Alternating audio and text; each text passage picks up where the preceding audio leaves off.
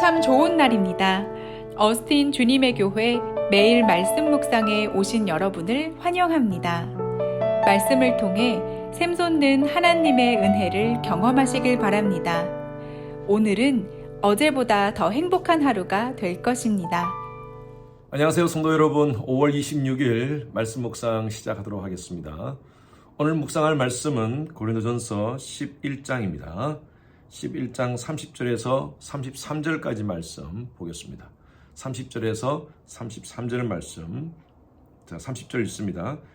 그러므로 너희 중에 약한 자와 병든 자가 많고 잠자는 자도 적지 아니하니 우리가 우리를 살폈으면 판단을 받지 아니하려니와 우리가 판단을 받는 것은 주께 징계를 받는 것이니 이는 우리로 세상과 함께 정죄함을 받지 않게 하려 하심이라. 그런즉 내 형제들아 먹으러 모일 때에 서로 기다려라.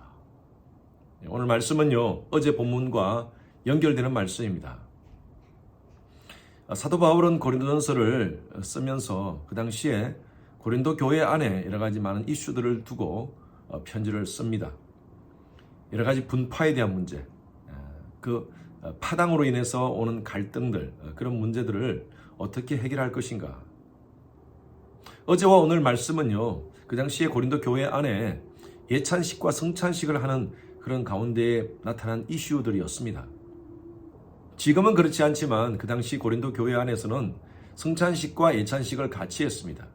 성찬을 한 후에 그리고 예찬을 나누었습니다. 같이 성도들과 함께 식사를 나누었던 것이죠. 각자의 집에서 음식을 가져와서 함께 바들락 형식으로 그렇게 음식을 나누었습니다. 그러다 보니까 부유한 사람들은 음식을 많이 가져오고 좋은 음식을 가져왔을 겁니다.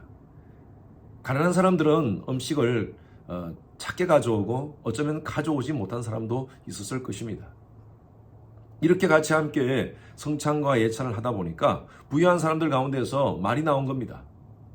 아니, 우리는 음식을 많이 가져왔는데 먹는 것은 똑같이 이렇게 먹느냐. 그러다 보니까 교회 안에서 부자인 사람들과 가난한 사람들과 서로 나누어지게 되는 거죠. 부자인 사람들은 먼저 와서 성찬식을 하고 예찬을 나누고, 가난한 사람들은 나중에 와서 성찬식을 한 후에 가져온 게 없어서 예찬을 하지 못하는 그런 경우가 생겼던 것입니다.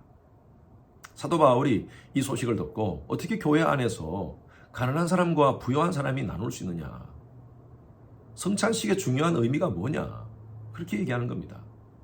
어제 말씀 안에서 예수님께서 하신 말씀을 사도 바울이 인용을 합니다. 예수님께서 십자가를 지시기 전에 제자들과 함께 마지막 만찬을 합니다. 그리고 그 마지막 만찬 때에 예수님이 떡과 또 포도잔을 제자들에게 나눠주시면서 이것은 십자가에서 흘리는 내 피다, 내가 너희를 위해서 찢기는 내 몸이다 라고 얘기하시면서 너희들이 앞으로 계속 이것을 행하면서 나를 기념하라 하셨습니다. 왜 예수님께서 나를 기념하라 하셨을까요?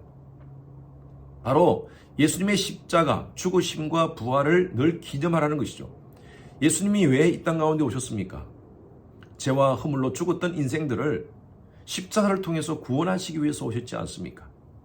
베드로전서 3장 18절 말씀에 그리스도께서도 한 번 죄를 위하여 죽으사 의인으로서 불의한 자를 대신하셨으니 이는 우리를 하나님 앞으로 인도하려 하심이라. 우리를 죄와 허물로 죽었던 저희들을 하나님 앞으로 인도하시기 위해서, 하나님과 유니티를 만들기 위해서 이 땅 가운데 오셨지 않습니까? 예수님께서 제자들과 그 성만찬을 베푸시면서 이제 너희들은 하나님과 유니티를 만든 하나님의 권속이다, 가족들이다. 보통 가족들이 같이 함께 저녁 식사를 같이 하지 않습니까? 그 성만찬의 테이블은요, 예수 안에서 복음으로 가족된 사람들이 함께 모여서 유니티를 만들어가는 것입니다. 성찬식의 중요한 본질이 뭐냐면 하나님과 유니언, 예수 안에서 한 피바다 한 몸 이룬 형제들 자매들과 유니언. 그래서 우리가 성만찬을 영어로 communion이라고 그러지 않습니까? communion. 하나님과 유니티, 예수 안에서 한 몸 된 성도들과의 유니티. 이것이 바로 중요한 성만찬의 본질입니다. 그런데 그 당시에 이 고린도 교회의 성도들이 이 중요한 본질을 잃어버리고 부한 사람과 가난한 사람을 이렇게 따로 예찬을 하는 모습을 보면서 사도 바울이 화가 난 거예요. 그래서 30절 한 말씀 보십시오. 그러므로 너희 중에 약한 자와 병든 자가 많고 잠자는 자도 적지 아니하니. 33절 보십시오. 그런전 내 형제들아 먹으러 모일 때 서로 기다리라. 그러지 말고 먼저 성찬식 하지 말고 먼저 예찬하지 말고 함께 모여서 같이 함께 유니온, 이 성찬식의 중요한 본질을 깨닫고 성찬을 행해라. 여러분, 교회 안에서 성찬식을 매주 하는 교회도 있습니다. 성찬식을 매주 하는 것이 중요한 것이 아니라, 얼만큼 자주 하는 것이 중요한 것이 아니라 성찬의 의미를 얼만큼 깊이 묵상하고 하는가, 이것이 중요합니다. 저희 교회는 1년에 4번 성찬식을 합니다. 저는요, 저희 교회의 성찬식이 형식과 타성으로 드려지는 성찬이 되지 않기를 바랍니다. 늘 성찬을 행할 때마다 왜 예수님께서 이 성찬을 마지막 예수님께서 오실 때까지 기념하라 하셨느냐? 하나님과 유니티, 성도가 유니티를 생각하라는 거죠. 사랑이 먼저입니다. 예배도 마찬가지예요. 예배가 형식과 타성에 빠지면 하나님의 은혜를 체험할 수가 없습니다. 신앙인이 아니라 종교인이 되는 것이죠. 우리가 드리는 찬양도 마찬가지입니다. 시편의 말씀에 보면 새 노래로 여호와를 찬양하라라고 되어 있습니다.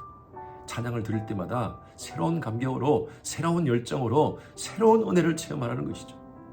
여러분, 우리가 성찬식을 하든 교회에서 어떤 것을 하든 형식과 타성에 의해서 그냥 하던 대로 하지 않기를 바랍니다. 그 본질을 여러분 늘 기억하시기 바랍니다.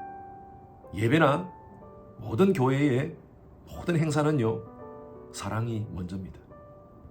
저희 교회가 하나님의 은혜로 지금까지 참 하나된 그런 교회, 건강한 교회로 성장해 왔습니다.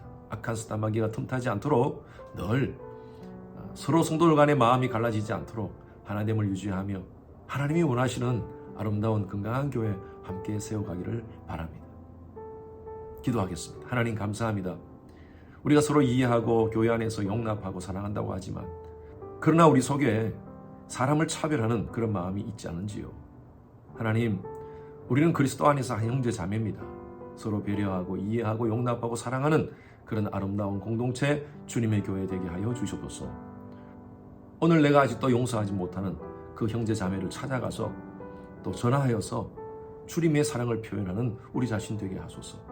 감사드리며 살아계신 예수 그리스도 이름으로 기도드렸습니다. 아멘. 오늘 목요일 기도 제목으로 함께 기도하겠습니다. 미국과 한국의 위정자들과 관료들, 하나님을 경외하고 또 지혜와 분별력으로 나라를 잘 이끌어갈 수 있도록 기도해 주시고요. 대통령 선거 이후에 또 새로운 대통령을 중심으로 해서 나라가 혼란에 빠지지 않고 이제 통합의 길로 갈 수 있는 우리 나라가 될 수 있도록 해달라고 우리 나라를 위해서 특별히 기도해 주시기 바랍니다. 세계 선교를 위해서 기도하되 우리 교회가 섬기는 선교사님들 안전과 건강 지켜주시도록, 그리고 하루속히 모든 선교 사역이 정성화될 수 있도록 기도해 주시고, 특히 지금 우크라이나 지역을 위해서 여러분 기도해 주시기 바랍니다. 그곳에서 아직도 선교지를 지키는 여러 선교사님들이 계십니다. 선교사님들의 안전과 또 그들의 사역 위에 하나님께서 불쌍히 보시고, 또 이 모든 상황이 평화롭게 모든 것들이 다 끝날 수 있도록 해달라고 기도 부탁드립니다. 우리 선교사님들을 위해서 기도하실 때에 윤성철 선교사님, 또 김영수 선교사님, 김영섭 선교사님 사역을 위해서 함께 기도하시겠습니다.